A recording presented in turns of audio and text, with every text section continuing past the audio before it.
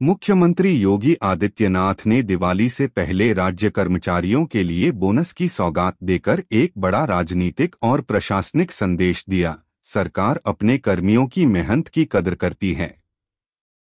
14.82 लाख कर्मचारियों को 1022 करोड़ रुपए का बोनस यानी औसतन 6,908 रुपए प्रति कर्मचारी। निश्चित रूप से यह एक लोकप्रिय फैसला है, लेकिन इसी घोषणा ने एक बड़ा अन्याय का आईना भी सामने रख दिया है।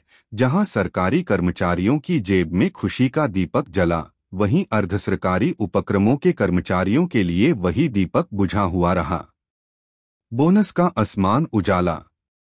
राज्य सरकार के अधीन सहकारी बैंकों, परिवहन निगमों, चीनी मिलों, बिजली निगमों और अन्य उपक्रमों में हजारों कर्मचारी कार्यरत हैं। ये लोग राज्य सरकार के तंत्र का ही हिस्सा हैं, पर बोनस और सुविधाओं के मामले में इन्हें अलग श्रेणी का समझा जाता है। यही कारण है कि योगी सरकार की इस घोषणा से सबसे ज्यादा नाराजगी इन्हीं उपक्रमों के कर्मचारियों में है। कर्मचारियों का कहना है कि अगर हम राज्य की सेवा में हैं, तो हमें राज्य सरकार के कर्मचारियों से अलग क्यों माना जा रहा है। हमारी संस्थाएं घाटे में इसलिए नहीं हैं कि हम काम नहीं करते, बल्कि इसलिए कि अफसरों और मंत्रियों की मनमानी ने मुनाफा निगल लिया। घाटे का ठीकरा कर्मचारियों पर क्यों?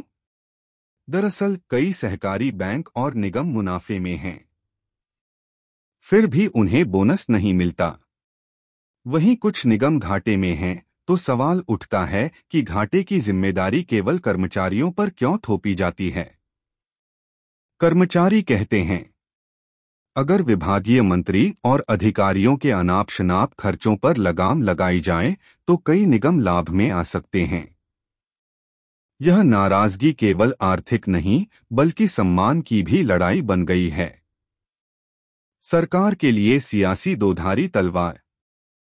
यह घोषणा मुख्यमंत्री योगी आदित्यनाथ के लिए जहां एक तरफ लोकप्रियता का लाभ ला सकती है, वहीं दूसरी ओर अर्धसरकारी कर्मचारियों के असंतोष की आग भी जला सकती है। याद रहे, यही वर्ग हर चुनाव में सरकारी व्यवस्था का रीढ़ होता है, बूथों से लेकर प्रशासनिक मशीनरी तक।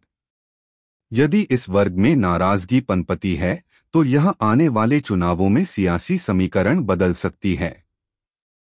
सवाल जो उठना जरूरी है, क्या राज्य सरकार बोनस के मामले में समान नीति लागू करने की हिम्मत रखती है?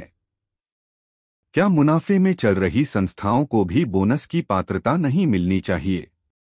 क्या घाटे का ठीकरा हमेशा कर्मचारियों के सिर ही फोड़ा जाएगा? योगी सरकार की बोनस घोषणा ने भले ही सरकारी तंत्र में खुशी का माहौल बना दिया हो, पर इससे राज्य के उपक्रमों में विभाजन की दीवार और ऊंची हो गई है। जो कर्मचारी एक ही प्रदेश की सेवा करते हैं, उनके बीच यह भेदभाव अंततः शासन के मनोबल को कमजोर करता है। दिवाली का असली उजाला तभी होगा जब बोनस की रोशनी हर कर्मचारी के घर तक पहुंचे, न कि केवल सचिवालय की दीवारों तक।